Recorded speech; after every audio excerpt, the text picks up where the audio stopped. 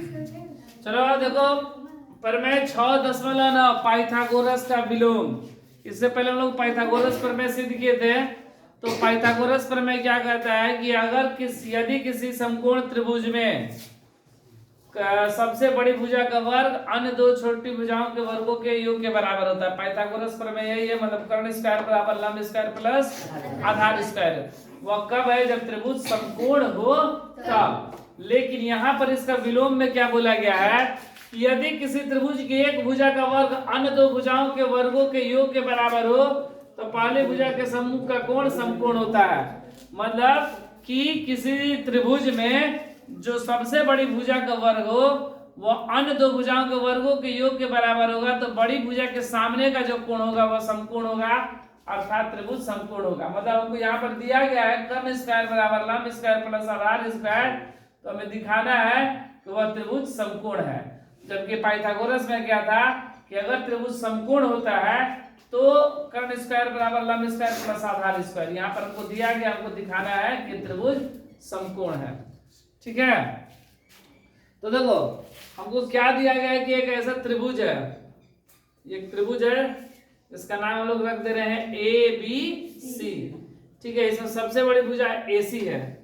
देखो क्या क्या दिया गया है, देखो दिया है कि ए बी सी एक त्रिभुज है। यहाँ पर समकोण मत लिखना, हमको समकोण सिद्ध करना है। ए बी सी एक त्रिभुज है। ठीक है, ए बी सी एक त्रिभुज है जिसमें क्या बोला गया है कि दो भुजाओं के वर्गों के योग के बराबर हो ना, एक भुजा का वर्ग। मतलब जिसमें बोला गया है कि जो ए सी स्क्वायर है वह A B square plus B C square के बराबर है। A B square plus B C square किसके बराबर है? ए सी के। हम लोग पाइथागोरस में इसको हम लोग सिद्ध किए थे, लेकिन यहाँ पर यह दिया है। हमको सिद्ध क्या करना है? सिद्ध करना है क्या कि त्रिभुज ए बी सी एक समकोण है। क्या है? समकोण है। अर्थात कोण B बराबर 90 डिग्री। हमको दिखा देना है कि यह क्या है 90 डिग्री। अगर ऐसा आ जाता है तो त्रिभुज क्या हो जाएगा? समकोण हो जाएगा ना। B को 90 डिग्री ला देंगे तो त्रिभुज क्या हो जाएगा? समकोण। तो इसके लिए हम लोग क्या करेंगे? एक रचना करेंगे। क्या करेंगे? रचना में क्या किए कि एक त्रिभुज बना दिया हम लोग। एक त्रिभुज बनाया है जिसका नाम रख दे रहे हैं PQR, जिसमें AB है वह PQ के बराबर और BC है वह QR के बराबर है, और Q बराबर 90 डिग्री। ठीक है, ऐसा रचना में करेंगे कि एक समकोण त्रिभुज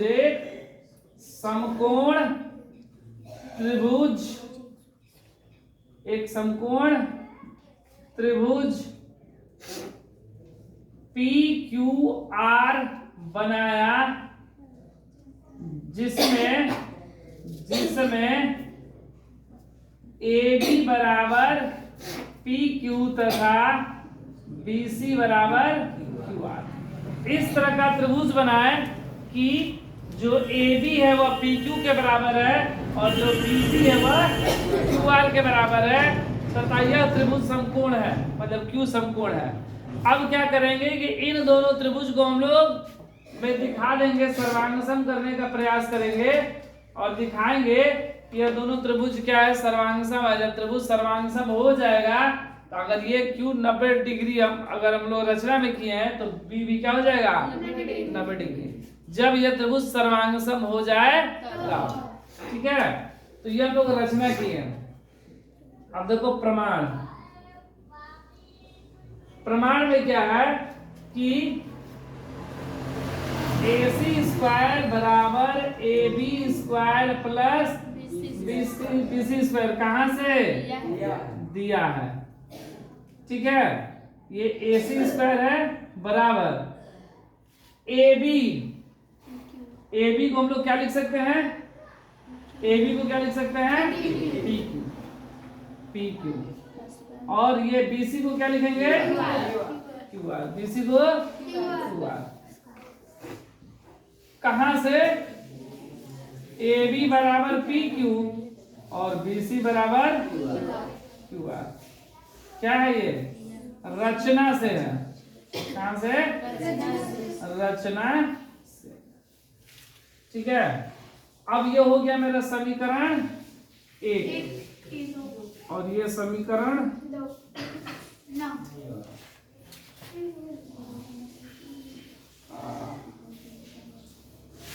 नहीं नहीं, ये इतना नहीं, ये समीकरण 1 है ना, ये तो से गलत हो गया यहाँ पर।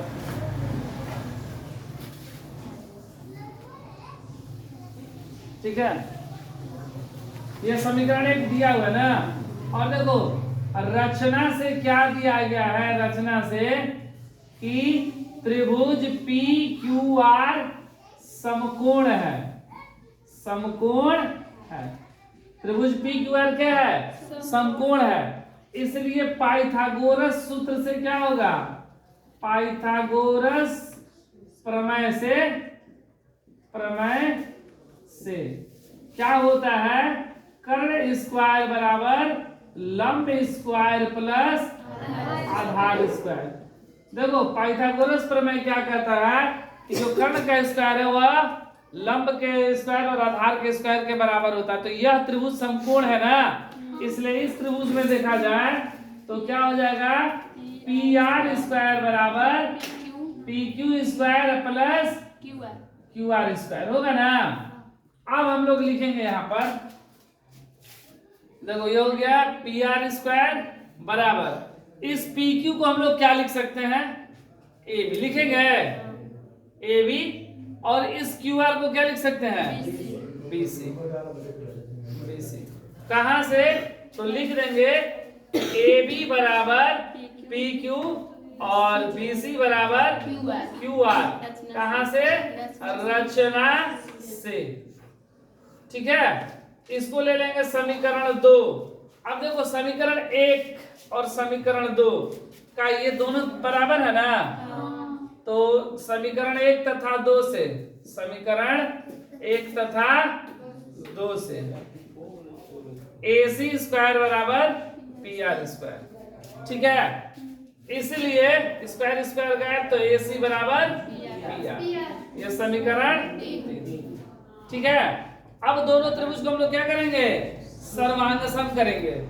तो त्रिभुज ए बी सी तथा त्रिभुज पी क्यू आर में ए बी बराबर पी क्यू, ए बी बराबर क्या हो जाएगा? कहां से? रचना से। ठीक है ना। उसके बाद बी सी बराबर क्यू आर, क्या सी से? ये भी रचना से, रचना से। और ए सी बराबर पी आर, कहां से? समीकरण 3 से। समीकरण 3 ही बना ए सी बराबर पी आर, तो क्या हो गया? एस एस एस सर्वांग समता, सर्वांग समता से त्रिभुज ए बी सी सर्वांग सम त्रिभुज पी क्यू। ठीक है, अगर दो त्रिभुज सर्वांग सम होते हैं तो उनकी संगत भुजाएं बराबर और संगत कोण भी बराबर। तो बाई सीपीसीटी क्या हो जाएगा? कोण बी बराबर कोण क्यू। बी किसके बराबर? क्यू के बराबर। और क्यू को हम लोग क्या माने थे? 90 डिग्री ना। क्यू को 90 डिग्री माने थे, तो बी भी क्या हो गया? 90 डिग्री। अतः त्रिभुज ए बी सी एक समकोण है। समकोण हमको ये नहीं दिखाना था, सिद्ध हुआ।